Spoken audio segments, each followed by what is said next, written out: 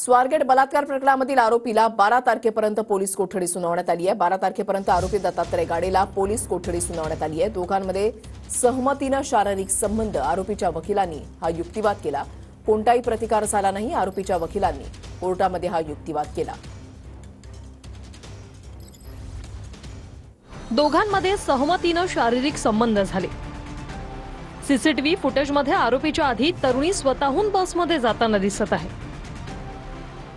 कुठल्याही प्रकारची धक्काबुक्की झालेली दिसत नाही। दोघांमध्ये सहमतीने शारीरिक संबंध झाले। कुठल्याही पद्धतीची जबरदस्ती झालेली नाही।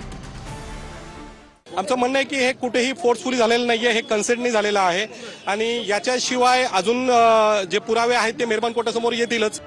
ताई म्हणून हाक मारत मी 15 वर्ष कंडक्टर म्हणून काम करतो।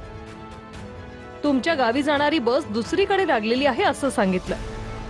ताई बोलून आरोपीने पीडितेचा विश्वास संपादन केला। पीडितेला बसमध्ये चढवून दार बंद केलं आणि गळा दाबून आरोपीने 2 वेळा पीडितेवर अत्याचार केले।